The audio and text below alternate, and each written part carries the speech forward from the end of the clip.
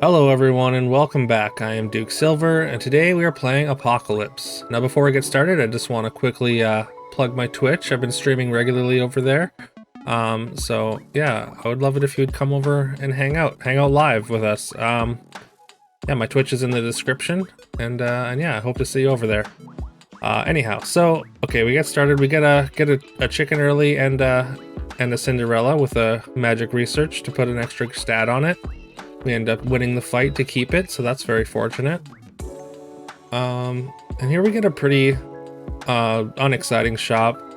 We're gonna take the two dwarves out of here.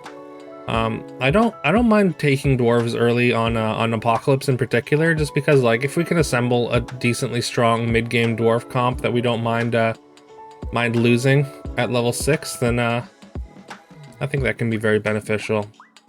Alright, and so since this is a pretty medium shop, we're gonna party first. I like to party, and yeah, we're gonna buy another chicken, and then we're gonna be able to cash these chickens in for characters with bigger stats in a turn or two. We do get kind of crushed by a Loki who also partied and had a dark contract, so those extra stats are gonna cause people a lot of trouble in the early game. So we take a mummy, and then we get offered another mummy and a wicked witch. So we're gonna snap those off, and that's gonna make us instantly a lot stronger.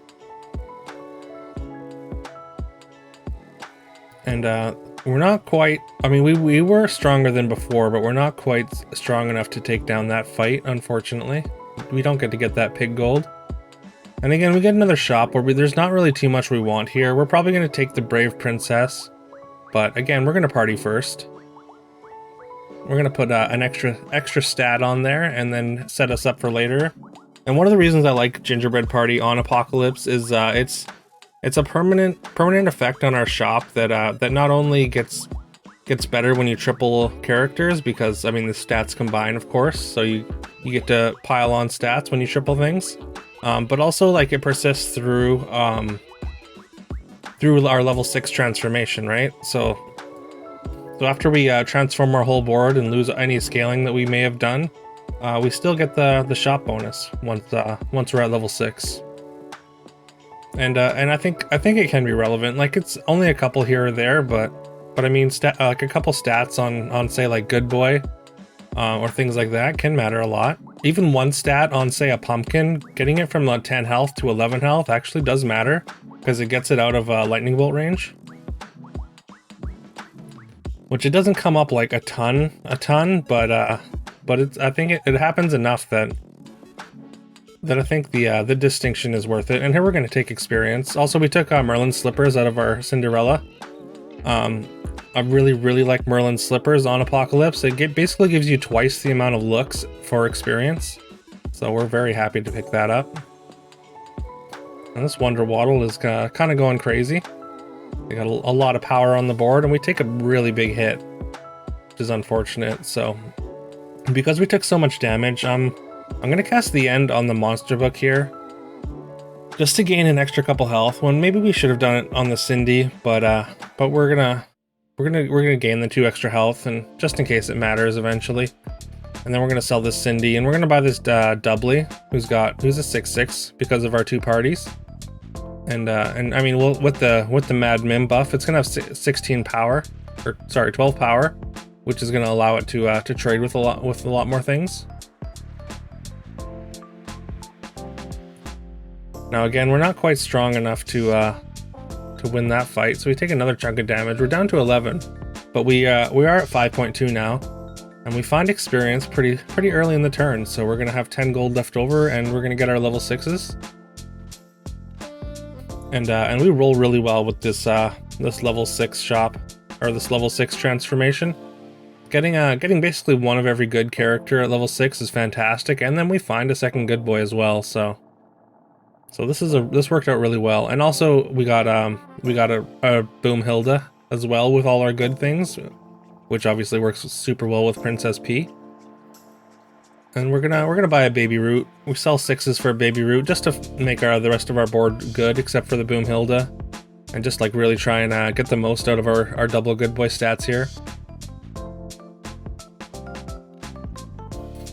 unfortunately, Herc goes down to 1 on his quest progress, so we're not going to take another Boomhilda here. I mean, I wouldn't mind tripling it, but the fact that it's not good here means we're probably going to replace it if we don't find a Beauty's Influence relatively early. I am going to take Sherwood's Sure Shot here. It's just a good ranged character. We could have taken Court Wizard, which maybe we should have, but I guess I don't really know where it plays at the moment. Like, I guess it would be better than the Sure Shot. Okay, so here it's between Singing Sword and Spear of Achilles here, and we're gonna take the Spear. I think the extra stats on the Golden Good Boy matter more than just having more attack on the front row, and we're gonna lock the hero change there. Unfortunately, I was gonna say we lose our supports, but we actually don't. The Lightning Dragons, they get 3 attacks between them, and they aren't enough to take out our Green Knight. We lost the Baby Root, but I mean that wasn't such a big deal. And yeah, so we're gonna change heroes, and we change into Morgan, which gives us a level 6 treasure immediately, and also finish the Herc quest. So we just have a full suite of level 6 treasures now, and in that one little sequence, making us a lot stronger. So Mimic Feather, Mimic Spear is gonna be a huge power spike for us, which we needed as we're very low on life. I mean, most of the lobby is pretty low, but it just means anything can happen here. So getting that big extra spike of stats is really important to stay ahead of the lobby. And we're gonna trigger our Mimic Feather, and yeah, this fight ends up not being particularly close, thanks to our 3 treasures anyways. We find a Beauty's Influence even without our Merlin Slippers, and we're just going to jam that on the Boomhilda. And then we find another Empress P, which we're going to sell our Sure Shot for. And here we find a Horde Dragon who has Black Prism plus Forking Rod, so they've got some pretty big mages. But unfortunately for them, our backline is much bigger than theirs after our Good Boys and Princess Peas are all finished handing out stats. I could have taken a Pandora's Box there, but I feel like our treasures are good enough. Like, they could be improved by some level 7s, but taking a random one I don't think is worth the time that it would take to get there.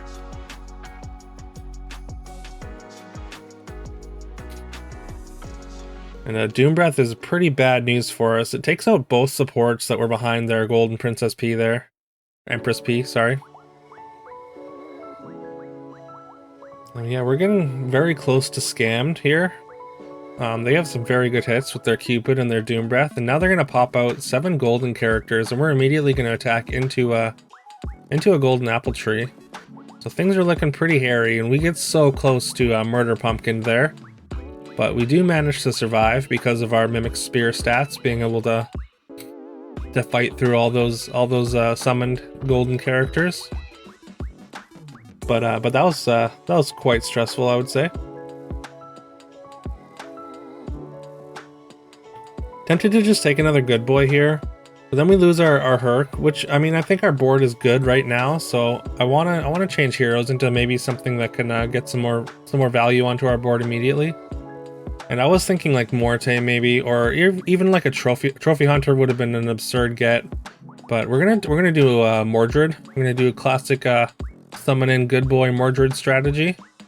Unfortunately, it does summon in into the back, so not exactly the greatest. And we lose both our supports before Empress P dies again. So, but this time our double summoned Herc is probably going to be enough to beat a non-golden pumpkin. And it is, by a fair amount too. Alright, so we're going to take our other Good Boy. And we're going to pick up a Soul Tack, because we know they have Doom Breath. And we're going to try and counter that this time.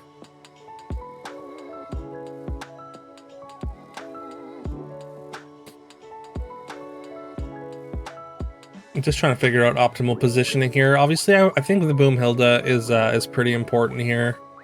So I'm gonna protect that. Our Princess P, or Empress P, doesn't really get a ton of attack onto the back line, which is maybe not the greatest, but it does. There's a ton of health there, which I think will end up mattering, especially since we know their pumpkin comp.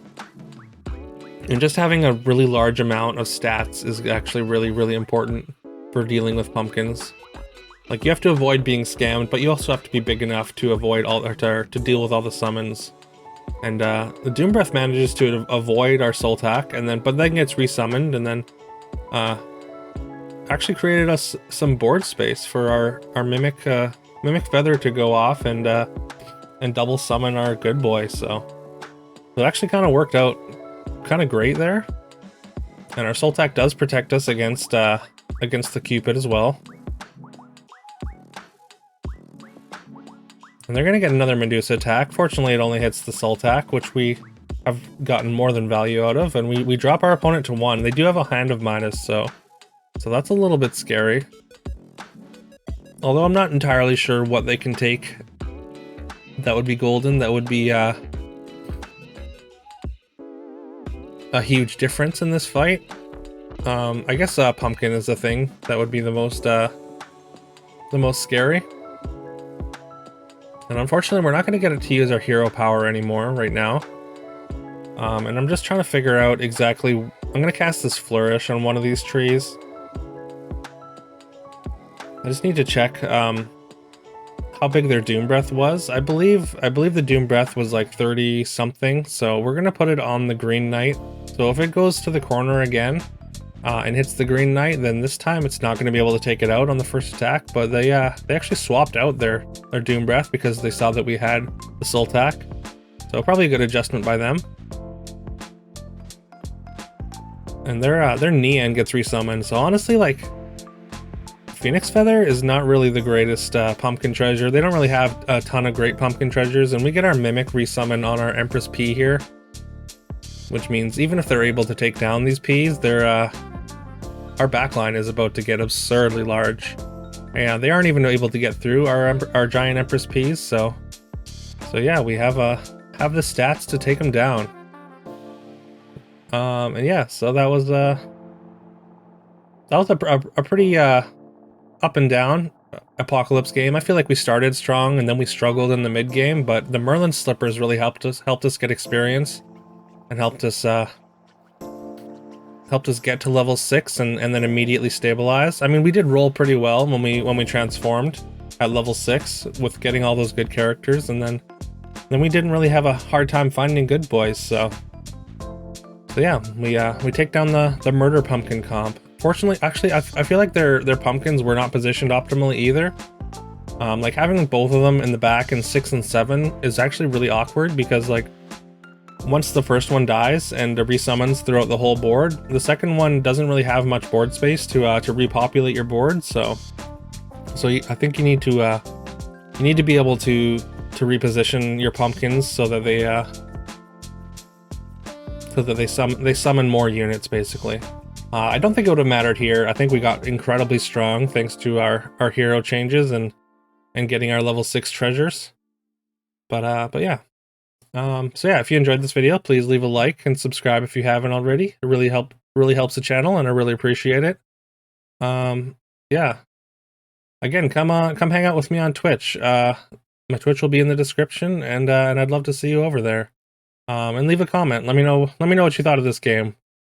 Let me know if there's any other plays you would have made, if you think I made a mistake somewhere or something. I respond to every comment, and I like hearing from everybody. So yeah. I think that's everything. So I suppose I will see you tomorrow.